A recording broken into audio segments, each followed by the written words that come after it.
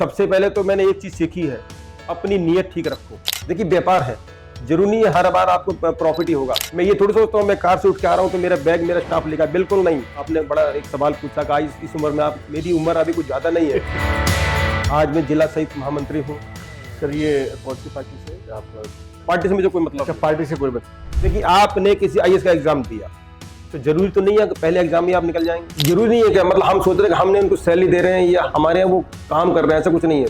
क्या पता हम उनके भाग्य से खा रहे हैं। लेकिन सबसे अच्छी बात यह है कि हमारे इस क्षेत्र के अंदर ना किसी भी तरह की फिरौती, हफ्ता वसूली, गुंडागर्दी ये नहीं है। मेरी जो वाइफ जब मेरे घर में आई थी तो एक समझ साक्षात लक्ष्मी के रूप में आई। तो एक दो प्रॉपर्टी निकाली, कोई इधर से निकाली, यार तो सब मार्केट इतनी मैंने बढ़िया बना रखी, आज तक कोई मेरे दरवाजे पे ये कहने नहीं आया कि मैंने 5 पैसे लेने। और मैं तो बल्कि आपके माध्यम से और उत्तराखंड सरकार से ये निवेदन करूंगा कि इंडस्ट्री को जितना आप बढ़ावा देंगे हमारा प्रदेश उतना ही ग्रो करेगा। देखो सर, देखिए कोई भी काम है, अगर आप रिस्क नहीं लेंगे तो आगे नहीं बढ़े। हमारी लड़ाई आप लड़ोगे, कोई अधिकारी बोलेगा तो आप आगे रहोगे, हम आपके साथ खड़े। आजकल के यंग जनरेशन जब बैठते हैं ना, आजकल कहीं मान लो रेस्टोरेंट में खाना भी खा रहे हैं तो हिंदी बोलने में अपनी इंसल्ट महसूस समझते हैं। ये बहुत गलत है। अगर मुझे इंग्लिश नहीं आती तो मैं कुछ काम नहीं कर रहा, मैं किससे कम हूँ बताइए आप। मुझे सामने तो कुछ नहीं बोला, उसके बाद मेरे बैक साइड पे उन्होंने अपने मैनेजमेंट को बोला कि इस लड़के को डील मत देना, ये लड़का हिंदी में बोल रहा है। समाज सेवा एक मेरा शौक है।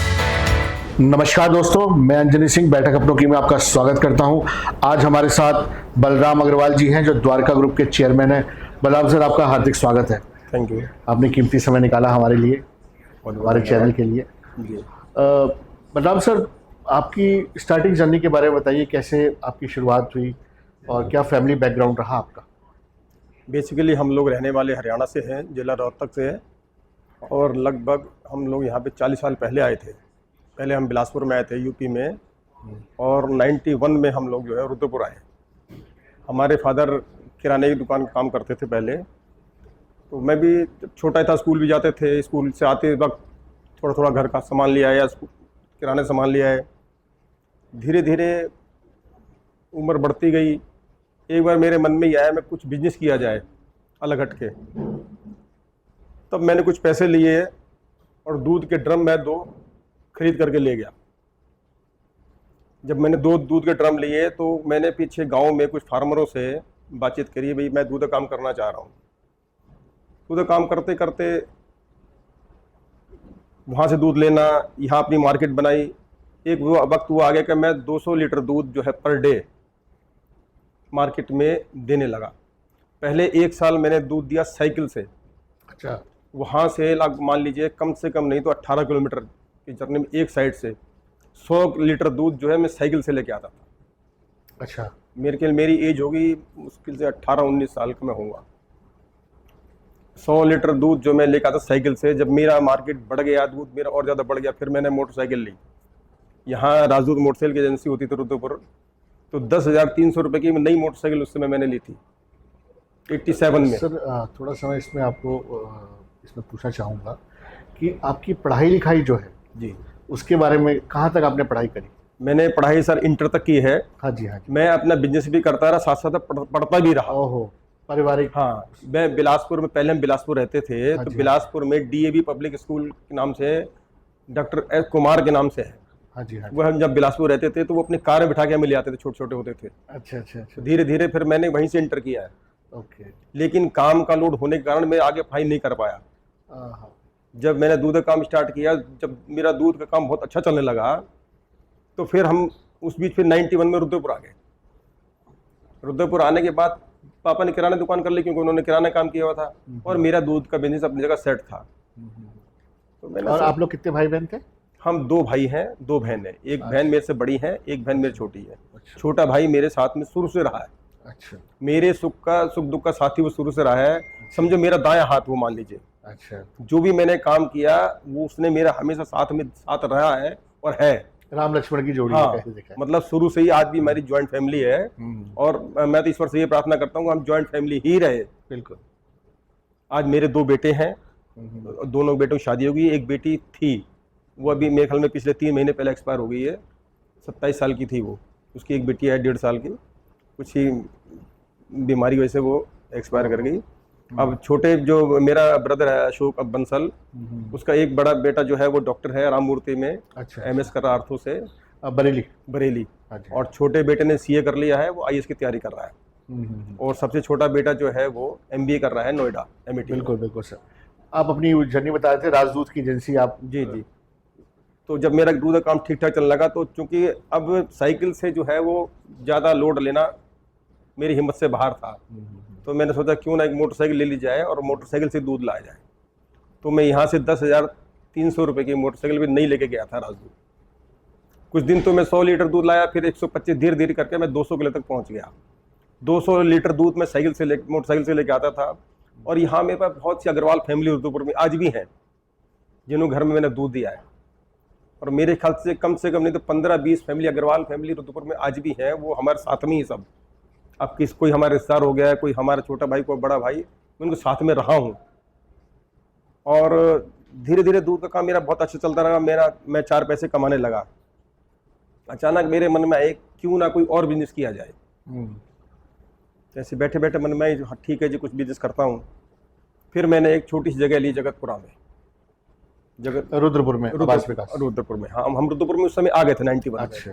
मैंने घर लिया था यहाँ 2 मंजिल, 1,13,000 का मैंने घर लिया था 91 में। तो किराने दुकान वहाँ पे थी। तो फिर मैंने कहा पापा से, भाई मैंने कुछ ना कुछ काम करना है। तो ठीक है जैसे मर्जी करो। अच्छा, हमारे फादर जो बहुत सीधे थे, उन्होंने किसी काम के ना नहीं किया, लेकिन मैंने अपने जीवन में संघर्ष किया। संघर्ष में कभी पीछे नहीं हटा। बहुत बढ़िया। फिर मैंने कहा जगह लूंगा। फिर मैंने जगह ली। जगह लेने के साथ फिर मैंने एक चक्की लगाई 92 में। ओके। 91 में जगह ली, फिर बना बनू के 92 में मैंने एक चक्की लगाई थी। यहाँ होते खुराना जी होते थे भल्ला मेडिकल गली में, उनकी एक चक्की थी। जब 92 में चक्की लगाई तो धीरे धीरे मैं कुछ लोगों की पिसाई करता था। जैसे मान लो 200-250 किलो डेली मार्केट में लोगों का पीस दिया। कुछ मैंने क्या, लोगों की पिसाई में जो है मेरा गुजारा नहीं हो रहा, क्यों ना कुछ मार्केट से मैं गेहूँ लेकर अपना पीस के बेचूँ। अच्छा सर, इसमें मैं आपको थोड़ा सा बीच में रोकना चाहूँगा कि जो आपका 200 लीटर दूध तो बिक ही रहा था। जी जी जी। वो तो आपको मुनाफा हो रहा था। जी जी। तो वो सडनली माइंड में ऐसा क्या आया कि नहीं यार, ये दूध का बिजनेस हो गया यार, अब मुझे कुछ और एक्स्ट्रा करना चाहिए। जी जी। ठीक है, तो ये दिमाग में कैसे आया आइडिया? किसी को देखा, कहीं से आप इंस्पायर हुए? मैंने ये सोचा कि दूध में मैं इससे आगे जाके बढ़ नहीं सकता। अच्छा। क्योंकि मुझे मेरे को दिख रहा कि मैं 200 केजी से ऊपर जा नहीं सकता। अच्छा। क्योंकि मुझे इतनी बड़ी मार्केट नहीं दिखाई दे रही थी। अच्छा। आने वाले समय में जैसे मान लो आंचल है, पराग दूध है, ये जो मार्केट में धीरे धीरे आ रहे हैं ना, आने वाले समय में जिसका भविष्य दिखाई नहीं दे रहा था। इस वजह से फिर मैंने सोचा कोई ना कोई ऐसा बिजनेस किया जाए जिसकी मैं आगे बढ़ सकूं। तब फिर मैंने 92 में चक्की लगाई थी। चक्की लगाने के बाद मैं धीरे धीरे मार्केट का भी काम करता रहा। मैंने अपना गेहूँ लेके मार्केट में अपनी पिसाई भी करता रहा। आज फिर कभी ज़बरदस्ती किसी की दुकान में मैंने 50 किलो आटा छोड़ दिया। नहीं हम नहीं लेंगे जी, हम नहीं लेंगे जी। मैंने कहा आप बेच के देखिए, अगर आपको क्वालिटी अच्छी लगे तो आप पैसे दे देना, नहीं पैसे अच्छे लगे तो मत देना। अच्छा, आपने ये भी हमारे कंडीशन रखी थी। कंडीशन रखी थी, नहीं दीजिएगा पैसे। हाँ, क्वालिटी अगर अच्छी नहीं लगे तो आप मेरे को पैसे मत दीजिएगा। जबरदस्ती, जैसे मान लीजिए आपकी दुकान है, अब आपकी दुकान पे गए, जबरदस्ती हमने 50 किलो बैग रख लिया। आपका नहीं जी मैं नहीं बेच रहा, मैं तो दूसरे का ब्रांड बेचता हूँ, मैं आपका नहीं बेचूंगा। कोई दिक्कत नहीं, मैं भी हिम्मत नहीं हारा। जबरदस्ती मैं दुकान पे अपनी मोटरसाइकिल के पीछे कट्टा बांध के मैं दुकान पे रख के आया। तो यंगस्टर्स के लिए सर मैसेज है ये कि कभी भी हिम्मत नहीं हारनी चाहिए, संघर्ष करते रहना। मैंने ये इंतजार नहीं देखा कि मैं रिक्शे में 50 किलो बैग रखूंगा छोड़ के आऊँगा, नहीं। मैंने अपनी बाइक के पीछे कट्टा बांधा 50 किलो का और दुकान पर उतार के मैं फिर अपनी चक्की पे पहुंच जाता था। और ऐसा नहीं है, छोटा भाई हमेशा मेरे साथ रहा, मेरे से 10 साल छोटा है वो। उसकी मोटरसाइकिल पे पैर पूरे नहीं आते थे, वो 10th तक पढ़ा मात्र, लेकिन वो हमेशा मेरे सुख दुख में खड़ा रहा, बिल्कुल मेरे साथ। मतलब 1 और 1 2 जिसे कहते हैं ना, बिल्कुल। मैंने अपने आप को एक समझा ही नहीं, मैंने हमेशा 2 ही समझा। सर, जब आप संघर्ष कर रहे थे जी अग्रवाल सर, तो कभी ऐसा फील हुआ कि यार मैं संघर्ष तो कर रहा हूँ बट रिजल्ट उस तरीके से नहीं आ रहा हूँ? मैं दुकानों में जाके बोल भी रहा हूँ, कट्टे रख के भी आ रहा हूँ और उनको बोल भी रहा हूँ भाई क्वालिटी अच्छी लगे तो आप पेमेंट करना, नहीं तो अन्यथा पेमेंट आप नहीं करिए। ठीक है, तो कभी ऐसा एक नेगेटिव थॉट भी आया था माइंड में, यार संघर्ष तो कर रहा हूँ, रिजल्ट नहीं आ रहा है? नहीं, ऐसा कभी मन में कुछ ख्याल? नहीं, मेरे मन में ऐसा कभी कुछ नहीं आया। मुझे लग रहा जो भी होगा अच्छा होगा, जो ईश्वर करेंगे अच्छा करेंगे। और मेरी मेहनत हमेशा पॉजिटिव ही रही है और मैंने हमेशा पॉजिटिव ही सोचा है। बहुत बढ़िया। कभी सोचे नहीं कि मैं ये काम कर रहा हूँ मुझे इसमें सफलता मिलेगी या नहीं मिलेगी, कभी नहीं। मैंने कहा मेरे को आगे बढ़ना है। बहुत बढ़िया। कभी मैंने सोचा नहीं, मैंने पीछे मुड़ के नहीं देखना। फिर मैंने घड़ी में ये टाइम नहीं देखना कि मैं 6 बजे जाके चक्की खोल रहा हूँ, ये रात को 9 बजे घर आ रहा हूँ, कुछ नहीं। मेरी आंख खुलते ही मैं सुबह 4 बजे पहुंच जाता था। रात भर, जैसे मान लो रात भर जैसे मुझे काम ज़्यादा दिखा तो रात भर चक्की चलानी है, नाइट का स्टाफ अलग बुला लिया, दिन का स्टाफ अलग बुला लिया, जैसे भी है मतलब काम करना है, समय नहीं देखना। और मैंने समय देखा भी नहीं है। इस रुद्रपुर में रह के में, और मेरे को लग रहा है आधा रुद्रपुर मेरे को जानता है। रुद्रपुर में लगा लीजिए आप, गदरपुर लगा लीजिए आप, बाजपुर लगा लीजिए, काशीपुर लगा लीजिए, किच्छा, बिलासपुर, और आपका जितने भी इधर का पूरा ये उत्तराखंड की पूरी बेल्ट है, और यहाँ से लेके दिल्ली तक की, शायद ही जो मेरे साथ के लड़के हैं जो मेरे बराबर, मेरे सारे क्लास फेलो बिलासपुर के हैं, कुछ लोग रुद्रपुर के भी हैं। लेकिन सबसे पहले तो मैंने एक चीज़ सीखी है, अपनी नीयत ठीक रखो। बिल्कुल सर। जिस व्यक्ति की नीयत ठीक है ना, वो कभी पीछे मुड़ के नहीं देखेगा। कभी किसी के बारे में गलत मत सोचो। बिल्कुल सही बात। किसी के बारे में गलत सोचने में कोई समझदारी नहीं है, अपना खोना है। मेरी मैं एक जबरदस्ती बैग रख के आता था तो कोई लोग दुकानदार नाराज होते थे, ठीक है कोई बात नहीं, आप जबरदस्ती रख के हम बेचेंगे नहीं, आप अपना कट्टा उठा, मैंने कोई दिक्कत नहीं, आप रखा है, अब मत बेचना, अब बाहर रखे रहना, ठीक कोई ले तो जाएगा ना, किसी का बेचारे का भला होगा। लेकिन वो शर्मी उसको पता वो आएगा नहीं, उन्होंने वो बेचा तो उनको क्वालिटी बढ़िया लगी। उस समय फोन नहीं थे, मोबाइल नहीं थे, लैंडलाइन थे। अब उनके पास नंबर नहीं, वो संपर्क कैसे करें? कोई बात नहीं, मैं भी डर रहा था, पता नहीं कट्टा बाहर रखा होगा या उसने बेच लिया, क्या हुआ, मन में दुविधा थी। लेकिन कोई दिक्कत नहीं, मुझे पता क्वालिटी तो मेरी बेस्ट है, शिकायत तो करेंगे ही नहीं। मैं 4 दिन के बाद फिर जाता हूँ, हाँ अशोक जी आपने बेचा आटा? बोले आटा तो बेचा भाई, वो नंबर तो फोन है नहीं, मैं नंबर में तो दूसरा कट्टा मंगाना था और आपका फोन नंबर नहीं है। तो मैंने उनकी डायरी में अपना मोबाइल नंबर फोन नंबर लिख दे, पीएनटी नंबर। उस टाइम पेजर भी चलता था। हाँ नहीं, मेरे पास 241 606 नंबर था मेरा। अच्छा, मैंने कहा 05944 241 606। हाँ। 606 मेरा नंबर, मेरा मोबाइल नंबर भी यही है। अच्छा। कोई बात नहीं, लिख के आ गए। अब वो अशोक जी मेरे इतने फैन हो गए, अगर मेरा आटा एक दिन ना हो तो उन्होंने 4 मुझे सुनानी थी। अच्छा। आटा पहले बेचना शुरू कर दिया, मैं बेचता हूँ तो माल नहीं देते। धीरे करते करते मैंने एक चक्की से मेरा काम बढ़ता चला गया, सेल मेरी बढ़ती गई। फिर मैंने एक चक्की 2 चक्की करी, 2 चक्की से फिर मैंने 3 चक्की करी, फिर मैंने 4 चक्की करी, फिर मेरा वहाँ पे सेटअप बन गया 8 चक्की का। अच्छा। जब मेरा 8 चक्की का सेटअप बन गया तो मेरी सेल बढ़ती चली गई। फिर मैंने ऑटोमेशन पे आ गया प्लांट में। धीरे मेरा मतलब राजमिस्त्री रुका नहीं मेरे पास, छोटी जगह ली, फिर मैंने उसके और पीछे बड़ी जगह ली, फिर उसके और बराबर में जगह ली। मेरे पास जगह हो गई वहाँ लगभग 800 गज। आज भी जगह है, वो मैंने बेची नहीं है। अच्छा। हाँ, तो जब धीरे करके जो पूरी मार्केट में मैंने रुद्रपुर की कब्जा कर लिया। ज्योति बेटी मेरी 98 में पैदा हुई थी। हाँ, मैं उसी पॉइंट पे आ रहा हूँ सर, आपकी पर्सनल लाइफ पे आ रहा हूँ। जी, संघर्ष की हमारी बात हुई, तो जब आप संघर्ष कर रहे थे तब आपकी शादी मेरी शादी हुई 93 में। अच्छा, तो उस टाइम आप संघर्ष ही कर रहे थे? हाँ, संघर्ष ही मैं कर रहा था। और मैं इतना भाग्यशाली हूँ कि 93 में मेरी जब शादी हुई तो मेरी जो वाइफ जब मेरे घर में आई थी तो एक समझे साक्षात लक्ष्मी के रूप में आई। जब से उसने मेरे घर में पैर रखा मैंने पीछे मुड़ के नहीं देखा। 93 फरवरी 24 फरवरी 1993 में मेरी शादी हुई थी और 28 दिसंबर 1993 में इसका जन्म हुआ था बड़े बेटे का। अच्छा। मतलब उसके बाद मैंने कभी पीछे मुड़ के देखा नहीं है। जो मैंने सोचा वो मेरा काम पूरा हुआ। और सबसे मजे की बात, मैंने कोई भी काम किया ना, असमंजस नहीं थी मुझे, इस काम में करना है, लगन थी। मैंने कभी सर्दी गर्मी नहीं देखी, कुछ नहीं देखा। जो करना है, चाहे सक्सेस होगी चाहे फेलियर होगा, कुछ नहीं, करना है तो करना है। 93 में शादी होने के बाद उसके बाद धीरे मैं 8 चक्की मेरा प्लान लगे। फिर मेरे मन में आई, अब छोटा भाई मेरे साथ रहता था अशोक, एक दिन मेरे से बोला, क्या नाम है भाई साहब, एक काम करता हूँ, मैं देहरादून जाता हूँ और आटे का काम, चूंकि हमारी प्रोडक्शन हमारा बढ़ गया है तो मार्केट क्यों ना बाहर भी देखी जाए, कोई दिक्कत नहीं, एक्सप्लोर किया जाए। हाँ, अब उस समय कार हमारे पास नहीं थी, हमारे पास कार नहीं थी, तो ये बस से गया और रोड इतने ख़राब थे उस समय कि 10-12 घंटे में ये रात को शाम को 6 बजे बैठा, अगले 8 बजे पहुंचा देहरादून। अब फ़ोन भी नहीं चलो, हम संपर्क कर ले कहाँ हैं। फिर इसने पीएनटी से फ़ोन किया, जी मैं पहुंच गया हूँ। फिर इन्हें मार्केट गए, वहाँ से फिर मेरी देहरादून से स्टार्टिंग थी आटे की। देहरादून में हमारी स्टार्टिंग हुई लगभग 95 से। धीरे एक समय वो आ गया कि ज्योति ब्रांड मेरा फेमस हो गया देहरादून के अंदर, तो नाम से बिकने लगा। ओके। और आपका हल्द्वानी रुद्रपुर की पूरी मार्केट थी। धीरे धीरे धीरे धीरे जब मेरी मार्केट और ज़्यादा बढ़ गई, तब फिर मैंने एक प्लांट गदरपुर रोड पर और लगाया, अच्छा। 16 चक्की का। तो मेरी सेल ज़बरदस्त बढ़ गई। जब सेल बढ़ गई तो मेरा काम हो गया बढ़िया, फर्स्ट क्लास। फिर 2000 में जाके मैंने फिर एक कार सेकंड हैंड ली। इस टाइम मारुति बहुत चलती थी। मारुति, हाँ, मैं 800 गाड़ी थी, डीलक्स मॉडल मैंने ली 2000 में। शौक था, लेनी है धीरे धीरे। लेकिन एक मेरे मन में टीस जरूर थी, अगर आपकी साइकिल खड़ी है तो मैंने उसमें कभी हाथ नहीं लगाया। अगर मैं कोई भी हाथ लगाऊं तो अपनी चीज पे ही लगाऊंगा। मेरी अगर मोटरसाइकिल खड़ी तो अपनी मोटरसाइकिल को ही स्टार्ट करूंगा। आपकी कार खड़ी तो दूर से देखता था, काश मेरे पास भी कार होती, मैं भी कार बैठूं घूमूं। लेकिन कभी ये नहीं किया मैं किसी मांग लूं या मैं घूम के आऊंगा, ऐसा कुछ नहीं। सही। मेरे को ये था कि मैं लूंगा तो अपने पैसों से लूंगा। अपने पैसों से लूंगा।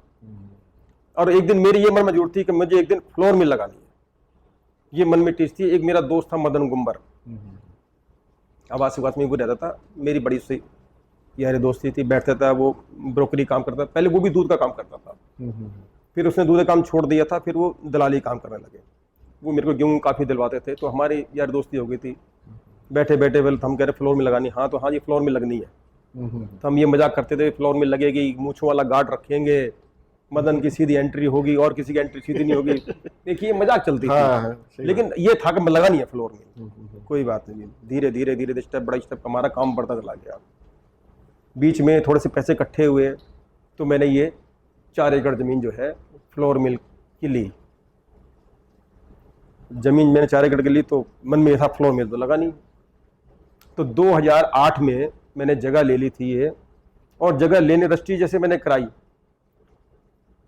पैसे मेरे पास नहीं थे इतने। मैं आपको स्पष्ट बता दूं कि मेरे पास इतने पैसे नहीं थे, लेकिन मेरा इरादा मजबूत था, मुझे फ्लोर में लगानी। अब लगानी तो है, अब इतने पैसे कहाँ से हों? कोई बात नहीं, मैं हिम्मत नहीं आ रहा, लगाऊंगा फ्लोर में। मैंने साहब पहले इसकी बाउंड्री कराई फर्स्ट क्लास की, बाउंड्री करा के फ्लोर मिल का मैंने काम स्टार्ट कर दिया। तो फंड्स कहाँ से आए सर? फंड्स मैं बताऊंगा आपको। तो मेरे मित्र हैं गौतम खतुरिया जी, मेरे सीए जो हैं, वो शुरू से वही हैं। आज 30 साल हो गए हैं। मतलब हमारे वो सीए नहीं है, जो बड़े भाई के नाते मैं उनसे बात करता हूँ। तो उनको बैठा, मैंने कहा वैसे वैसे से फ्लोर मिल लगानी है। बोले यार तो फ्लोर मिल तो लगाएगा, फ्लोर मिल में तो बहुत पैसे चाहिए, पैसे कहाँ से आएंगे? तो मैंने कहा इतने पैसे तो मेरे पास हैं, जुगाड़बाजी तो कर ली, जगह ले ली है और कुछ जो है बाउंड्री वगैरह तो बना ली है। बोले फिर उनके किराए पे रहते थे सिन्हा जी, विजय सिन्हा जी। तो उनको बुलाया, बोला भाई वो फ्लोर मिल लगानी है, वो फंड की व्यवस्था कैसे होगी? बोले सर आप टेंशन ना लो, कितने पैसे चाहिए मैं आपको क्या नाम है फाइनेंस कर दूंगा, टर्म लोन भी दे दूंगा आपको, सीसी भी दे दूंगा। मैंने कहा सीसी तो दे दोगे आप, टर्म लोन भी तो सारी बात ठीक है, लेकिन 25% तो मुझे देना है। बात भी ठीक है, 25% देना। तो फिर अपने मैंने यार दोस्तों से, किसी रिश्तेदारों से पैसे पकड़ के जो है वो अपना कुछ बैंक में जमा कराए, कुछ बैंक से फंड लिया, फिर फ्लोर मिल मैंने खड़ी कर दी। 1 जनवरी 2010 को मैंने फ्लोर मिल चला दी थी। अच्छा। और उसका नाम आपने जो उसका नाम रखा Dwarika roller flour mill. Okay, Dwarka roller flour mill. तो मेरी जर्नी ये है। और उसके बाद फिर मैंने मतलब यहाँ से द्वारका ग्रुप की शुरुआत यहाँ से हुई। धीरे धीरे फिर मेरे मन में ये था कि मैं फ्लोर मिल लगाई है, मैं अच्छी कंपनी के वेंडर बनूं। क्यों? अच्छी कंपनी के वेंडर बनूंगा तो अच्छी क्वालिटी में बना पाऊंगा। उसके लिए मुझे सारी सुविधाएं रखनी होंगी, मुझे लैब भी बनानी होगी, उनके नॉर्म्स के हिसाब से मुझे इंडस्ट्री भी लगानी है। मान लो कहीं अगर किसी की रिक्वायरमेंट है, क्योंकि आम इंडस्ट्री में और कंपनी के वेंडर बनने में बड़ा अंतर है। बहुत क्वालिटी चेकअप। हाँ, उनके नॉर्म्स हमें पूरे फॉलो करने पड़ेंगे। तो धीरे धीरे करते करते मैं उनका एक वेंडर बन गया पार्ले का। पार्ले में हमारी सप्लाई जाती रही। फिर उसके बाद फिर मैंने कहा मैं बिटाने का वेंडर भी बनूंगा। कोशिश मैंने करी, मैं 2-3 बार बेंगलोर भी गया। अब कारण क्या है, अधिकारी लोग जल्दी से बात नहीं करते ना, कौन आदमी है क्या नहीं, कोई दिक्कत नहीं। लेकिन मैं हिम्मत नहीं आ रही, मैं सर वेंडर तो मैं बनूंगा। मिस्टर राजीव सिंह थे ब्रिटानिया के हेड, बोले भाई वेंडर तो बनोगे, वेंडर हमारे पास ऑलरेडी बहुत है। मैंने कहा सर ऐसा ना, मेरी प्रोफाइल देख लीजिए आप, अगर आपको अच्छा लगे तो आप वेंडर बना दीजिए, क्वालिटी आपको अच्छी लगे तो वेंडर बनाइए, नहीं तो नहीं बनाइए। उन्होंने मेरा प्रपोजल रखा वहाँ, मैंने रखा अपना।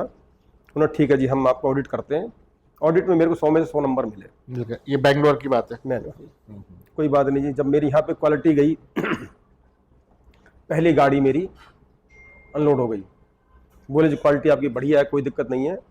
एक दिन वो आया कि ब्रिटानिया में सप्लाई मेरी ऑल इंडिया में शायद दूसरे तीसरे नंबर पे थी, नंबर 1। मुझे बेस्ट क्वालिटी के कई बार अवार्ड मिले, बेस्ट परफॉर्मेंस के मुझे अवार्ड मिले। उसके बाद धीरे धीरे मेरा काम बढ़िया स्मूथ चलता रहा। फिर मैं आईटीसी का वेंडर बन गया। आईटीसी बड़ा ग्रुप है। हाँ, आईटीसी का वेंडर भी हूँ मैं, ब्रिटानिया का भी हूँ, और फिर मैं पतंजलि का वेंडर, पतंजलि का मेरा दलिया भी जाता है, पतंजलि मेरी सूजी भी जाती है। आईटीसी तो अभी आपका सेंचुरी में पेपर में हाँ, वो टेक ले ओवर लिया, की है। बहुत बड़ी कंपनी है। तो मैं अभी मेरे को अभी इस साल भी मुझे अवार्ड मिला है, क्या नाम, बेस्ट परफॉर्मेंस का और बेस्ट क्वालिटी का। मुझे हर साल कहीं ना कहीं अवार्ड जरूर मिलता है।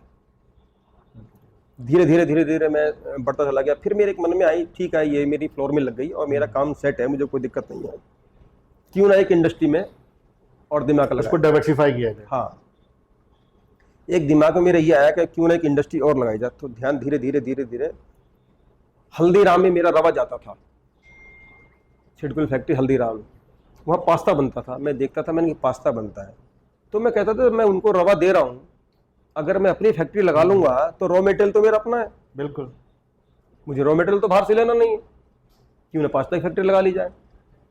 करते करते करते करते मैंने फिर जांच कर पड़ताल करी कहाँ से क्या कंसल्टेंट मिलेंगे। कंसल्टेंट फिर बात हुई, एक मुंबई में कंसल्टेंट से मेरी बात हुई, बोला ठीक है जी हाँ हो जाएगा। एक्सपो लगा था दिल्ली, तो इटली के जो है वहाँ पे सारे लोग आए थे, तो मुझे उन्होंने बुलाया, बोले जी यहाँ पे बॉस आए हुए हैं, अगर आपको प्लांट लेना है तो आप बात कर लीजिए। बात करते करते वो प्लांट ने फाइनल कर दिया। अब फाइनल तो कर दिया, अब वही फिर बात वही आती, इतने पैसे कहाँ से आएंगे, फंड्स कहाँ से? कोई बात नहीं, कुछ एक दो प्रॉपर्टी निकाली, कोई इधर से निकाली, यार तो सब मार्केट इतनी मैंने बढ़िया बना रखी, आज तक कोई मेरे दरवाजे पे ये कहने नहीं आया कि मैंने 5 पैसे लेने हैं। कोई बैंक इंस्टॉलमेंट देनी है, कोई ये बैंक नहीं, आज तक मेरे किसी बैंक ने ये कहा कि इंस्टॉलमेंट आपकी मिस हो गई। मैं काम ही नहीं करता था। धीरे धीरे धीरे धीरे करते करते बात हो गई और वो मैंने प्लांट फिट कर दिया। इस पर मैं थोड़ा सा इंटरप्ट करना चाहूँगा आपको। जब आपने बोला कि मैं डाइवर्सिफाई कर रहा था, नया प्लांट में आप लगाने जा रहे थे, तो आपने कुछ अपने एसेट, जो फिजिकल एसेट है, वो आपने बेचे? जी, ओके, फंड्स के लिए? फंड्स के लिए बेचे भी, और फंड्स जो है मेरे को सबसे ज़्यादा बैंक ने मुझे बहुत हेल्प करी है। बैंक ने हेल्प की? अच्छा। बैंक ने हेल्प भी करी। दूसरी बात, उत्तराखंड सरकार ने हेल्प करी। आज जो हमारे पुष्कर सिंह धामी सरकार है, जब हमने फंड्स लिए तो एक स्कीम आई थी कि 35% जो है वो सब्सिडी दी जाएगी।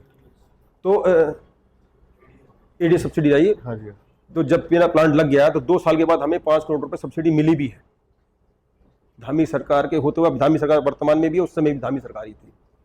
तो मैं इनका भी बहुत बहुत धन्यवाद देना चाहूँगा। और मैं तो बल्कि आपके माध्यम से और उत्तराखंड सरकार से ये निवेदन करूँगा कि इंडस्ट्री को जितना आप बढ़ावा देंगे, हमारा प्रदेश उतना ही ग्रो करेगा, गरीबों को रोजगार मिलेगा, आम लोगों को रोजगार मिलेगा, देश हमारा तरक्की करेगा। इन्वेस्ट जितना इन्वेस्ट करेगी क्या नाम है इंडस्ट्री उत्तराखंड के अंदर, हमारे उत्तराखंड का उतना नाम होगा।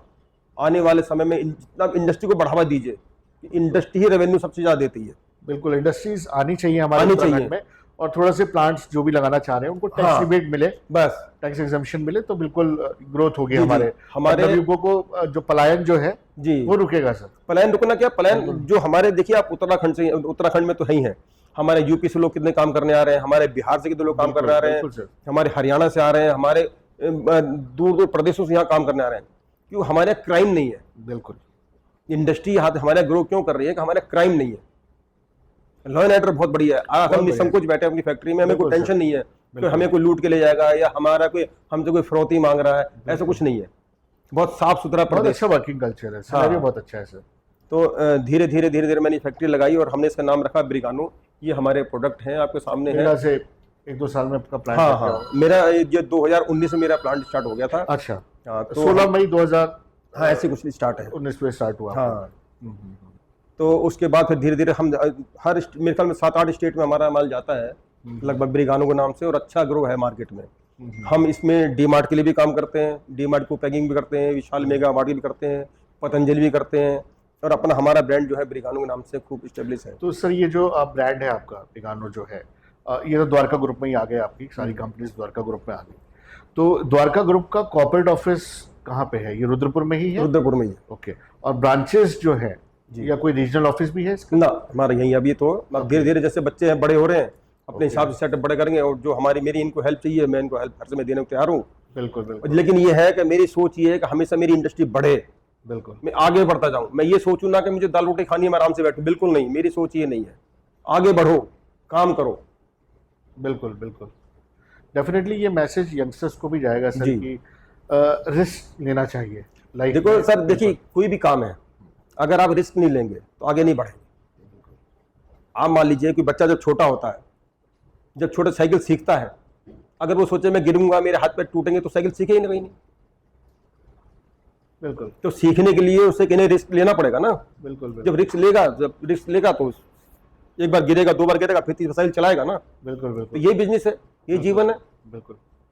अग्रवाल सर, आपने शुरुआत में इतनी मेहनत करी, इतना संघर्ष किया और इस मकाम में अपनी कंपनीज को पहुंचाया है, द्वारका ग्रुप को।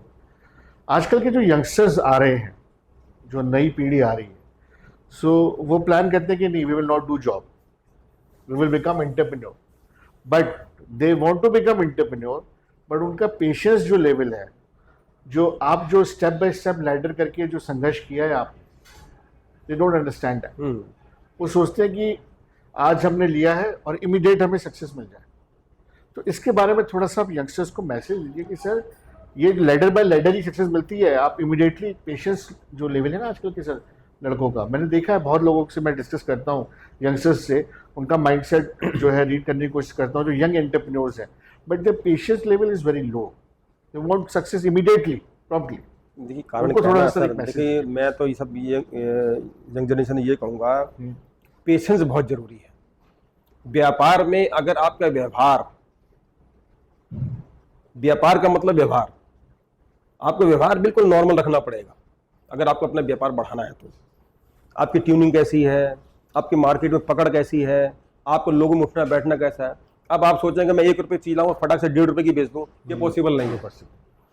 पेशेंस तो है ही है, पेशेंस रखना पड़ेगा। अगर आप पेशेंस नहीं रखेंगे तो व्यापार में आप प्रगति नहीं कर पाएंगे, आप बढ़ ही नहीं पाएंगे आगे। देखिए व्यापार है, जरूरी नहीं है हर बार आपको प्रॉफिट ही होगा, 1-2 बार लॉस भी होगा। ये इसी का नाम तो व्यापार है। बिल्कुल बिल्कुल। अगर हम सोचे एक बार हमें नुकसान हो गया, आप पेशेंस लेवल खोते नहीं, हम नहीं करेंगे जी, हमें तो इसमें लॉस हो गया, नहीं।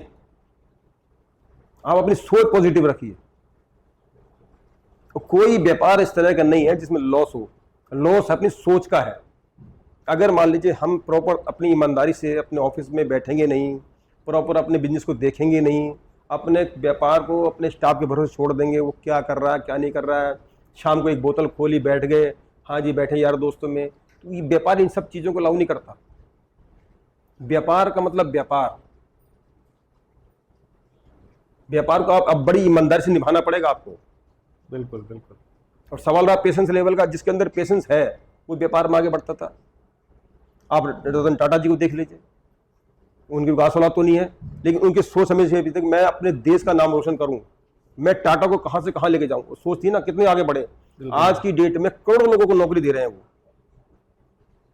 सर एक कॉर्पोरेट कंपनी में आप इतना बड़ा ग्रुप चला रहे हैं, द्वारका ग्रुप, एक कंपनी में एट्रिशन रेट रोकने के लिए एम्प्लॉयज़ का आप क्या सोचते हैं, क्या मैसेज देना चाहेंगे कि क्या करना चाहिए कॉर्पोरेट को कि एट्रिशन रेट जो एम्प्लॉयज़ का है वो आपका कम हो? सर आपने बहुत अच्छा क्वेश्चन पूछा ये। देखिए एम्प्लॉय क्या है, एम्प्लॉय ये नहीं कि वो हमारा एम्प्लॉय है, क्या पता हम उनके भाग्य से खा रहे हैं। बिल्कुल से जरूरी नहीं है क्या, मतलब हम सोच रहे हैं कि हमने उनको सैलरी दे रहे हैं या हमारे यहाँ वो काम कर रहे हैं, ऐसा कुछ नहीं है। क्या पता हम उनके भाग्य से खा रहे हैं। जहाँ रहा प्रमोशन का या उनके साथ काम करने का, मान लीजिए हमारे पास सेल्स की टीम है, वो बढ़िया काम कर रही है, हमको बोनस भी दे रहे हैं, इंसेंटिव भी दे रहे हैं और आगे बढ़ने का उनको मौका भी देते हैं। कुछ स्टाफ तो हमारे पास ऐसा, कोई 10 साल पुराना है, कोई 15 साल पुराना है, अच्छा, 20 साल पुराना, 20 साल पुराने हैं। अच्छा, हाँ। बहुत बढ़िया। और मेरे ख्याल से 4-5 लोग तो ऐसे कि 25-25 साल हो गए हमारे पास। हम उनको बोनस भी देते हैं, हम उनको कहते हैं प्रमोट भी करते हैं। कभी कभी तो ऐसा होता है बेचारे कुछ ऐसे गरीब लोग हैं जो बहन बेटा अपनी बेटी की शादी नहीं कर पाते, तो हम उनके हर तरह से मदद करते हैं। मैं सोशल में भी रहता हूँ, जैसे मान लो कहीं गौशाला में जाना है, मैं उस पॉइंट पे आऊंगा सर। हाँ। सोशल वाले तो इसमें जहाँ प्रमोशन नंबर है, तो हम ऐसा नहीं है अपने एम्प्लॉय हम एम्प्लॉय समझते नहीं है। मैं तो एज अपनी कंपनी पार्टनर फैमिली बस। हो गए। कोशिश ये रहती है कि जैसे मैं आगे बढ़ा तो मेरी फैमिली भी मेरे साथ आगे बढ़े। बिल्कुल और हर साल कहीं ना कहीं हम 5% 10% की सैलरी बढ़ाते भी हैं। और फिर देखिए सीधी सी बात है, जो जैसा काम करेगा उसको रिजल्ट वैसे ही मिलेगा। बिल्कुल। कुछ एम्प्लॉय तो ऐसे हैं कि मन जीत लेते हैं, ऑटोमेटिक उन्हें हमें कुछ कहने की जरूरत ही नहीं है। सही बात। अब जब बोनस हम देते ही देते हैं, सुख दुख में हम कंपनी साथ में खड़ी है उनके, कभी हम पीछे हटते ही नहीं। तो अग्रवाल सर, आप एक एंटरप्रेन्योर, एक इंडस्ट्रियलिस्ट तो हैं ही अच्छे। आपने डाइवर्सिफाई बिजनेस में भी आपने हाथ आजमाए और वहाँ पे भी आपने सक्सेस हासिल करी। जी। उसके बाद आपका नाम सामाजिक कार्यों में भी काफ़ी जुड़ा हुआ है, जैसे गौशाला है आप चलाते हैं, बाकी स्पोर्ट्स पर्सन की भी आपने रिसेंटली विकलांग जो थे उनकी भी मदद करी, सुनने में आया है। तो सर इसके बारे में थोड़ा सामाजिक कार्यों के बारे में बताइए। ये कैसे मन में ख्याल आया कि नहीं अब मुझे समाज के लिए भी कुछ करना चाहिए? सर देखिए, मुझे ना राजनीति का छोटा मोटा शौक है शुरू से ही, तो धीरे धीरे मैं व्यापार मंडल राजनीति भी करता उस समय। अच्छा, व्यापार मंडल के अध्यक्ष भी। आज से लगभग 30 साल पहले आवास विकास में मैं कुछ 2-4 अधिकारी आ गए थे जो दुकानदारों को परेशान कर रहे थे, सैंपल भरने को लेकर या कुछ इस तरह की बातें कर रहे थे। तो व्यापारियों बड़ा रोष हो गया। आवास विभाग दुकानदार लगभग 60-70 इकट्ठे हुए, बोले जी हम अपना व्यापार मंडल का ग्रुप अलग बनाएंगे। कोई दिक्कत नहीं है जी। वो मैं थोड़ा सा एक्टिव रहता था, तो सब लोग हमारे शिव शक्ति मंदिर है वहाँ पर सब इकट्ठे हुए, तो बोले जी हम जो है आपको सर्वसम्मति से अपना अध्यक्ष चुनते हैं। मैंने कहा भाई मैं अध्यक्ष के काबिल नहीं हूँ और मेरे को इतनी जानकारी नहीं है। बोला नहीं जी नहीं, हमारी लड़ाई आप लड़ोगे, कोई अधिकारी बोलेगा तो आप आगे रहोगे, हम आपके साथ खड़े। तो ये बात जो है वो जो नगर अध्यक्ष है उनको पता चली, उन्होंने ये एक्सेप्ट नहीं किया। बोले नहीं जी 2-2 3-3 व्यापार मंडल नहीं होते हैं। लेकिन कोई नहीं, जब मान लो यूनिटी होती है ना तो सामने वाला डरता है। बिल्कुल सही बात। अब हम 50-100 लोग थे, बोले जी आप एक चीज बताओ, वैसे कहते हो व्यापार मंडल एक है और हमेशा हमारे साथ भी विपदा आएगी तो आप खड़े नहीं होगे तो हम क्या करें। कोई नहीं, लेकिन वो आपसी सहमति से सब नॉर्मल हो गया और हमारा व्यापार मंडल में वहाँ से थोड़ा सा एक्टिव हुआ। फिर व्यापार मंडल राजनीति में रहा काफ़ी टाइम। फिर मैं युवा का अध्यक्ष बन गया, युवा व्यापार मंडल का नगर अध्यक्ष बन गया मैं। तो ये कौन से सन की बात है सर? ये लगभग आज से मेरे ख्याल से शायद 20 साल पहले की मैं बता रहा हूँ। मतलब आप उसमें भी एक्टिव रहे, पॉलिटिक्स में भी एक्टिव रहे, पॉलिटिक्स और साइड बाय साइड आपने अपनी कंपनियां भी। मैं पॉलिटिक्स के साथ साथ व्यापार मंडल राजनीति में एक्टिव रहा। ओके। युवा व्यापार राजनीति मैंने करी, लेकिन किसी भी व्यापारी का, बलवंत अरोड़ा जी हमारे नगर अध्यक्ष थे और ओम प्रकाश अरोड़ा जी हमारे जिला अध्यक्ष जी रहे और आज भी हैं। इनका बहुत बढ़िया मेरे को साथ मिला और हम लोगों ने बड़े मिलजुल के एक दूसरे को कोऑपरेट भी किया और साथ भी दिया सारे व्यापारियों का। लेकिन सबसे अच्छी बात यह है कि हमारे इस क्षेत्र के अंदर ना किसी भी तरह की फिरौती, हफ्ता वसूली, गुंडागर्दी ये नहीं है। किसी व्यापारी नेता ने कभी की, ना किसी पॉलिटिकल आदमी ने कभी की, और ना किसी ने बाहर के व्यक्ति ने कहीं यहाँ दादागिरी दिखाने की कोशिश करी। व्यापारी अपना व्यापार बड़े नॉर्मल तरीके से करते हैं। व्यापार मंडल राजनीति में करते करते धीरे धीरे फिर मैं जिला महामंत्री बना, फिर मैं देवभूमि व्यापार मंडल का जिला अध्यक्ष बना, आज मैं जिला संयुक्त महामंत्री हूँ। सर ये कौन सी पार्टी से आप? ये मैं तो शुरू से बेहड़ जी साथ में, पार्टी से मुझे कोई मतलब। अच्छा, पार्टी से कोई मतलब? मुझे कोई मतलब नहीं। मेरे सारे राजकुमार ठुकराल जी रहे विधायक, मेरे वो भी फ्रेंड हैं। अच्छा, अच्छा। राजेश शुक्ला जी रहे, वो भी मेरे दोस्त हैं। पार्टियों के साथ में? हाँ, मैं व्यक्तिगत पार्टी से नहीं। जैसे मान लो व्यक्तिगत आप बेहड़ साथ में जुड़ा हूँ, मुझे मतलब नहीं किस पार्टी से है, मैं व्यक्तिगत जुड़ा हूँ। बिल्कुल। अब जैसे मेरे मन में क्या है, मैं चूंकि मैं तो कोई हिंदू धर्म से हूँ, मेरे मन में रहती है कि जो कुछ, जैसे मान लो आप बीजेपी है तो मुझे बीजेपी वोट देना है, मुझे कोई रोक नहीं सकता। अब मैं अगर किसी और को दूंगा तो कोई मानेगा नहीं, कोई नहीं मानेगा ना। ये व्यक्तिगत संबंध है। मैं तो व्यक्ति विशेष को जानता हूँ, मुझे किसी से कोई मतलब नहीं। अब जैसे बेहड़ जी जब तक रुद्रपुर में रहे तो हम उनके साथ रहे, अब बेहड़ चले गए किच्छा, अब चूंकि हमारे बोर्ड तो रुद्रपुर है, अब पिछले 5-7 साल से फिर हम जो हमारे बीजेपी के हमारे साथीगण हैं उनके साथ हैं, उनके साथ। लेकिन ये नहीं उनके साथ है तो बेहड़ से क्या अलग हो गया, ऐसा कुछ नहीं है।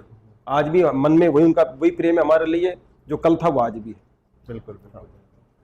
तो ये समाज सेवा और ये राजनीति और बिजनेस, ये तीनों चीज़ें आप साथ में लेके चले, मुझे और तीनों जगह आपने सक्सेस हासिल करी। मुझे शौक था। 2007 में मुझे अग्रवाल सभा का बेस्ट प्रवक्ता का अवार्ड मिला देहरादून खंडूर जी के हाथों।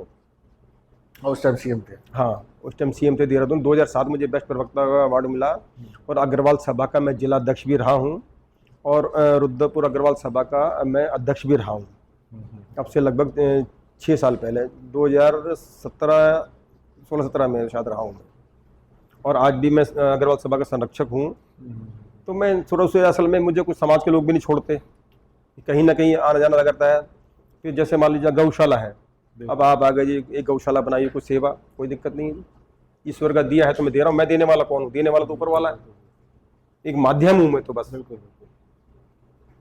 तो अग्रवाल सर, आने वाले कुछ समय में, आने वाले 5 सालों में या 10 सालों में, आप एक सोशल वर्कर भी हैं, आप एक बिजनेसमैन भी हैं, आप एक राजनेता भी, व्यापार मंडल के अध्यक्ष भी रहे।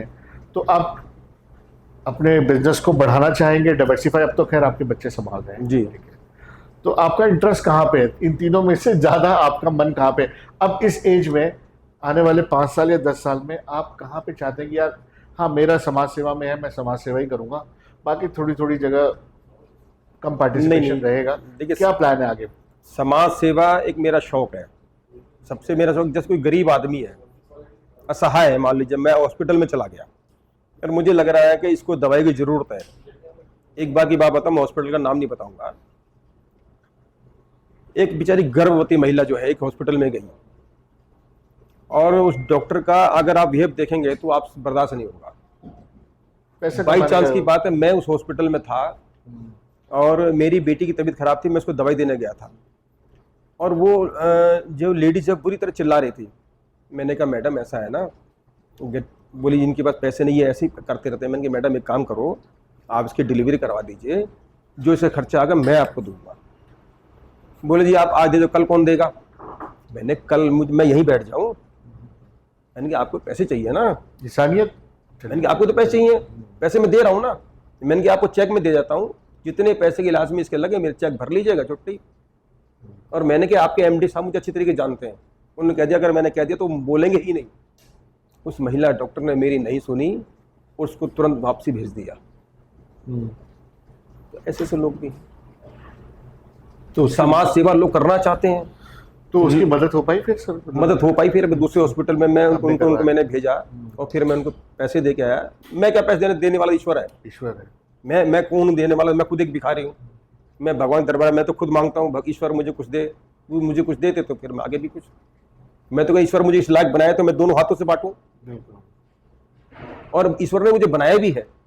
आज मेरे पास किसी तरह की दिक्कत नहीं है। तो मेरे 2 बेटे हैं, दोनों की शादी है, मेरे पास 2 पोते हैं, छोटा भाई मेरे साथ रहता है, बिल्कुल मेरा दायां हाथ है, वो हर समय कंधे से कंधे मिला के चलता है। आज मैं 58 का हो गया, वो 10 साल वो 48 का हो गया। उनके कितने बच्चे हैं सर? उनके 3 बेटे हैं। 3 बेटे हैं, ये बहुत बढ़िया सर। तो मैं तो ईश्वर से ही प्रार्थना करता हूँ कि भगवान सबको खुश रखे। सवाल रहा व्यापार का, अब आपने बड़ा एक सवाल पूछा कि इस उम्र में आप, मेरी उम्र अभी कुछ ज़्यादा नहीं है। एक चीज़ बताओ, अभी तो जब तक मेरे हाथ पे चल रहे हैं मैं कहूँगा मैं बिजनेस करूंगा, बिजनेस करेंगे। मैं उनमें से नहीं हूँ कि मैं 60 का हो गया जी अब घर बैठूंगा। कुछ नहीं, समाज सेवा अपनी जगह है, वो मैं करूंगा, लेकिन मुझे बिजनेस का शौक है। आगे जैसे आप बोल रहे हैं कि बिजनेस बढ़ाएंगे, तो ये जो द्वारका ग्रुप है हमारा, इसको आपने डाइवर्सिफाई किया, ठीक है, अलग अलग ब्रांड लेके आए, तो और कोई नई ब्रांड में आप फोकस कर रहे हैं कि यार इस प्रोडक्ट में ये नई ब्रांड मुझे लानी है, अपनी कंपनी से जोड़नी है? कुछ डाइवर्सिफाई का कुछ चल रहा है माइंड में? देखिए सर, हमने प्रोडक्ट अपने ब्रिगानो में बहुत बढ़ा दिए। ब्रिगानो में हमारा पास्ता है, फ्यूसिली है, वर्मिसिली है, मैक्रोनी है, उसके साथ साथ हमने पोहा है, सोया चंक है, हींग है, रायते वाली बूंदी है, लौंग कट है। तो बहुत प्रोडक्ट हमने इसमें बढ़ा दिए और धीरे धीरे हम इसमें प्रोडक्ट बढ़ा रहे हैं। इसके साथ साथ अगर मुझे लगता है कल को हमें और प्रोडक्ट बढ़ाने हैं और कोई ऐसी इंडस्ट्री हमें और चाहिए तो मैं लगाऊंगा। बिल्कुल, रिस्क लेने के लिए तैयार? बिल्कुल, मैं हर समय तैयार रहता हूँ। रिस्क मैं तो कहता हूँ मैं बना रिस्क लेने के लिए हूँ। मुझे परवाह नहीं है, मुझे ये परवाह नहीं है कि सर्दी पड़ रही है जी, गर्मी पड़ रही है, मुझे मतलब नहीं है। पंखा चल रहा तो मुझे कोई परवाह नहीं, एसी चल रही तो मुझे कोई परवाह नहीं। मैं ये थोड़ी सोचता हूँ मैं कार से उठ के आ रहा हूँ तो मेरा बैग मेरा स्टाफ लेगा, बिल्कुल नहीं। मेरी कार का दरवाजा मैं खुद खोलता हूँ, मैं कभी ड्राइवर से नहीं कहा मेरा दरवाजा खोलना, बिल्कुल नहीं। मेरे अंदर एटीट्यूड नहीं है, मैं जमीन से जुड़ा हुआ व्यक्ति हूँ। बहुत बढ़िया। आप अभी भी आए होंगे तो मेरे ऑफिस का दरवाजा आपने बंद नहीं देखा होगा। बहुत से लोग कहते हैं सर मैं अंदर आ जाऊं, मैंने कहा बिल्कुल नहीं, अंदर क्यों आ जाऊं, ऑफिस आपका है, मिल आपकी है, आप हैं तो मैं हूं ना। मैं कोई इतना बड़ा आदमी थोड़ी बन गया सामने से कोई अपॉइंटमेंट लेगा। और अपॉइंटमेंट क्यों ले, मैं कोई राजा महाराजा हूं। बिल्कुल अग्रवाल सर। अग्रवाल सर, जो यंग एंटरप्रेन्योर्स आ रहे हैं हमारे आजकल मार्केट में, उनको आप क्या सजेशन देना चाहेंगे? देखो जी, मैं तो सजेशन ये देना चाहूंगा, अपना व्यापार करो, खुशी से करो, आप परिणाम की चिंता ना करें। अगर आप सोचो कि मुझे आज ही मैं काम कर रहा हूं, मुझे परिणाम आज ही मिल जाए, वो पॉसिबल नहीं है। देखिए आपने किसी आईएएस का एग्जाम दिया तो जरूरी तो नहीं है कि पहले एग्जाम में आप निकल जाएंगे, 2 बार भी देना पड़ेगा, तीसरी बार देना पड़ेगा, क्या पता चौथी बार भी रह जाए। हिम्मत नहीं हारनी। मैं एक सीरीज देख रहा था सीए, उस व्यक्ति ने 8वीं बार सीए पास किया, 7 बार रह गया वो, हिम्मत नहीं हारा। तो हमें भी हिम्मत नहीं आनी। मैं तो यंग जनरेशन से ये कहना चाहूंगा, आप बिजनेस करें। अरे भाई, जो बिजनेस कर सकता है वो बिजनेस करे, जो नहीं सक्षम नहीं है, अगर नौकरी बढ़िया मिलती है करे, लेकिन प्राथमिकता अपने बिजनेस को दे। अभी जो मेरा छोटा बेटा है, उसने एमबीए की ऑस्ट्रेलिया से, उसको 2 लाख रुपए की जॉब मिल रही थी वहां।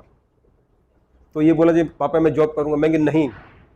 बोले क्या मतलब, जॉब नहीं करनी, अब रोजगार दो लोगों को। जब हमारे पास बिजनेस है तो यहीं आओ। उस समय मैंने ये फैक्ट्री लगाई थी 2019 में, और 2019 में ही आया था। अब ये बोला जी मैं फैक्ट्री में नहीं बैठूंगा, मैंने बैठो चाहे मत बैठो, जॉब नहीं करने दूंगा, ये हक किसी और को दो। हमारे पास बिजनेस है, बिजनेस करो, हेल्प चाहिए तो मैं बैठा हूं। बोले नहीं मैं 2 लाख मुझे मिलेंगे आराम से महीने के, मैं आराम से रहूंगा। तो मैंने क्या, यहाँ कौन सा आराम से नहीं रह रहे हो क्या, दाल रोटी खाओगे, दाल रोटी यहाँ खाओ, ठीक है ना। तो बड़ी मुश्किल से मैंने इसको मैंने रोका, फिर तो ऑस्ट्रेलिया में जॉब लगी थी? हाँ, ऑस्ट्रेलिया में जॉब लगी, उसने एमबीए वहीं से किया। अच्छा। तो मैं तो ये कहता हूँ यंग भाई अपना व्यापार करो ना, व्यापार करो, किसी बात की कमी है। तो अब वो यही आपसे जुड़ गए? मेरे साथ जुड़ा है, फर्स्ट क्लास। ये सारा ब्रिगानो का वो देख रहा है, बेटा छोटा देख रहा है, बहुत बढ़िया, फर्स्ट क्लास। और सारा ऑनलाइन अच्छी बड़ी बड़ी कंपनी जुड़ गए हैं लोग, बहुत बढ़िया। तो आने वाले हम एक्सपोर्ट की भी तैयारी कर रहे हैं, हम लगे हुए हैं एक्सपोर्ट में। वहाँ हो सकता हो ही जाएगा, हो गया होगा या हो जाएगा। धीरे धीरे अपने बिजनेस में आगे बढ़ाना है, और 1-2 इंडस्ट्री लगाएंगे, बैठेंगे तो नहीं आराम से। अग्रवाल सर, एक मेरा छोटा सा सजेशन रहेगा आपको, कि आपकी जो जर्नी रही है बहुत स्ट्रगल वाली रही है जी, बहुत संघर्ष किया आपने, और संघर्ष करने के बाद इस मकाम पे पहुँचे, सफलता हासिल की है। कुछ आपको इंस्टीट्यूट जो है, जो एमबीए इंस्टीट्यूट है, जहाँ पे बच्चे बिजनेस स्टडी पढ़ने आते हैं, जी जी, कुछ आपको उनको वहाँ पे भी आपको वहाँ जाना चाहिए, लेक्चर देना चाहिए, थोड़ा सा उनको इंस्पायर भी करना चाहिए, ताकि वो एंटरप्रेन्योरशिप में आ सके। जॉब में लोग कम आए, एंटरप्रेन्योर बनेंगे तो ज़्यादा हमारे देश का ही फ़ायदा है। तो मेरा सजेशन है, अगर आपका इंटरेस्ट हो कभी, तो ये लेक्चर जो होता है, जिसको बोलते हैं कि मैनेजमेंट लेसन्स जो बोलते हैं, जार्गन जो है, ऐसा है, मुझे इंग्लिश तो आती नहीं, क्योंकि मैं सेंटर पढ़ा हूँ। आजकल के बच्चे जो है हिंदी में ही समझते हैं। लालू यादव चले जाए वहाँ विदेश में जाके, हार्वर्ड में जाके हिंदी में लेक्चर देते हैं वो। अच्छा, आजकल के जो बच्चे हैं ना, खास करके जो बच्चे आजकल के यंग जनरेशन जो जब बैठते हैं ना, आजकल कहीं मान लो रेस्टोरेंट में खाना भी खा रहे हैं, तो हिंदी बोलने में अपनी इंसल्ट महसूस समझते हैं। ये बहुत गलत है सर। वो कान गया हर चीज इंग्लिश में, अगर रिसेप्शन में इंग्लिश में बात करते हैं। मैं ये पूछता हूँ कि हमारे देश की मातृभाषा हिंदी है, हमारे देश के प्रधानमंत्री कहीं जाते हैं तो हिंदी में भाषण देते हैं, हमारे प्रदेश के जो मुखिया हैं पुष्कर सिंह धामी जी, वो हिंदी में बात करते हैं, तो आपको हिंदी में बात करने में क्या शर्म है? शर्म है सर। भाई आप किसी बैंक में चले जाइए, आप हिंदी में बात करते हैं, किसी ऑफिस में जाइए हिंदी में बात करते हैं, तो अपनी इंग्लिश बोलने में क्यों शर्म समझते हैं? मुझे इंग्लिश नहीं आती, क्या मैं बिजनेस नहीं कर रहा हूँ? आज मैं 200, 300, 400 लोगों को रोजगार दे रहा हूँ, मैं नहीं दे रहा हूँ, मेरी फैमिली समझो, वो सारी फैमिली है, क्या मुझे कुछ नहीं आता? अगर मुझे इंग्लिश नहीं आती तो मैं कुछ काम नहीं कर रहा, मैं किससे कम हूँ बताइए आप? मैं कह रहा हूँ, एक सॉक्स की आपने शॉप खोल ली ना, तो मामूली बात है कि 1500 रुपए उठ के कहीं नहीं जाएगा। बिल्कुल। और अपना भी स्वतंत्र है हम, बिल्कुल, हमें कोई कहने सुनने वाला नहीं है। हम 7 बजे जा रहे हैं, हम 8 बजे जा रहे हैं, हम 12 बजे जा रहे हैं, आज हमारा मन कर रहा नहीं, चलो शॉप नहीं खोलेंगे, जा घूमने जा रहे हैं। लेकिन आप अगर कहीं जॉब करते हैं तो आपको मालिक की अनुमति लेनी पड़ेगी। बिल्कुल बिल्कुल बिल्कुल। और आप सही से काम करेंगे तो आपको आगे प्रोग्रेस मिलेगी, और नहीं करेंगे तो नहीं मिलेगी। बिल्कुल बिल्कुल बिल्कुल सर। तो मेरा तो आपसे एक साझा करना चाहूँगा, मेरे साथ इंसिडेंस हुआ था मुंबई में। मैं जी एक कंपनी में मैं गया था, और मैं उनके साथ डिस्कशन कर रहा था, और मैंने हिंदी में बोल दिया, तो उन्होंने मुझे सामने तो कुछ नहीं बोला। उसके बाद मेरे बैक साइड पे उन्होंने अपने मैनेजमेंट को बोला कि इस लड़के को डील मत देना, ये लड़का हिंदी में बोल रहा था। तो जब उनके मैनेजमेंट ने मुझे ये रीज़न दिया कि आप हिंदी में बोल रहे थे और आपको ये बिजनेस डील उसकी वजह से नहीं मिली, तो मुझे बड़ा आश्चर्य हुआ। मैंने कहा हम भारत में रहते हैं, ठीक है, सनातनी है, हिंदी हम बोलते हैं, हिंदी हमारी मातृभाषा है, और अगर आप इंग्लिश के उस पर आप बोल रहे हैं कि भैया आप मुझे ये डील नहीं दे रहे हैं, तो मुझे बड़ा पछतावा हुआ। और मुझे उन पर हंसी भी आई जी। जो थी वो HR उनकी हेड। तो मैंने कहा इस तरीके से तो फिर उनको निकाल दिया गया आगे कंपनी से। बट मैं यंगस्टर्स का देखता हूँ कि भाई जो लैंग्वेज है हमारी मातृभाषा उसको बोलिए, शो ऑफ मत करिए। देखिए इंग्लिश सीखनी जरूरी है, मैं इंग्लिश का विरोध नहीं कर रहा। कारण क्या है कि हम मान लीजिए कहीं बाहर चले गए, हम एक्सपोर्ट कर रहे हैं, तो हम हिंदी बोलेंगे, सामने वाले हिंदी समझ में नहीं आएगी, तो हमारे लिए इंग्लिश भी जरूरी है। सबसे मेन जरूरी है, एजुकेशन बहुत जरूरी है। बिल्कुल ठीक है, हम ये नहीं कह रहे कि आप हिंदी ना बोलें, इंग्लिश ना बोलें, लेकिन कभी आप उसको इंग्लिश बोलकर अपनी शान ना समझें। सर आजकल शान समझते हैं। बस सबसे बड़ी दिक्कत क्या है, हम लोगों को ना दिखावे में ज्यादा जी रहे हैं। आप देख लीजिए, आप चाहिए साउथ में आपको एक से बड़ी इंडस्ट्री वाला चप्पल में पहने दिखाई देगा। बिल्कुल सर, धोती चप्पल में वो दिखावा नहीं करता बिल्कुल भी। लेकिन जो हमारी बेल्ट है ना, दिल्ली की और ये उत्तराखंड की, और ये थोड़ा शो ऑफ में सर ज्यादा है। अरे शो ऑफ की जरूरत नहीं है, हीरे को रोशनी की जरूरत नहीं पड़ती। बिल्कुल सर, वो स्वयं रोशनी देता है। तो मेरा कहने का मतलब ये है कि अगर हमारी जेब में दाम है ना, तो दुनिया सलाम करेगी। बिल्कुल सर। और जेब में दाम नहीं है तो सलाम करो, छोड़ो, आपके सलाम दूसरा आप करोगे 4 बार, वो सलाम लेगा नहीं। आप कमा रहे हो, दूसरे को अच्छे लगोगे, आप अपना खो रहे हो, दूसरे बुरे लगोगे। बिल्कुल। तो मैं तो आजकल की पीढ़ी के आपके माध्यम से मैं ये कहना चाहूंगा, नशे से दूर रहें, अपना बिजनेस करें। अगर आप शादीशुदा तो अपने परिवार को भी समय दें, अपने बच्चों को समय दें, अच्छी पढ़ाई लिखाई कराएं, अच्छे से अपना व्यापार करें, खर्च भी करें। किस लिए कमा रहे हैं? स्वदेशी पे ध्यान दें। आज ये हमारे जो प्रोडक्ट हम बना रहे हैं ये स्वदेशी हैं। बिल्कुल, मोदी जी कहते हैं लोकल इज वोकल। बिल्कुल बिल्कुल। तो मैं तो मोदी जी को बहुत बहुत धन्यवाद करना चाहूंगा आपके चैनल के माध्यम से। अग्रवाल सर, आपने हमें हमारे लिए कीमती समय निकाला, मैं आपका हार्दिक दिल से धन्यवाद करना चाहूँगा। तो दोस्तों, ये थे हमारे बलराम अग्रवाल जी, द्वारका ग्रुप के चेयरमैन। तो अगले हफ्ते हम नई शख्सियत के साथ मिलते हैं हमारे चैनल बैठक अपनों की में। तो दोस्तों, लाइक करिए, सब्सक्राइब करिए हमारा चैनल बैठक अपनों की। धन्यवाद।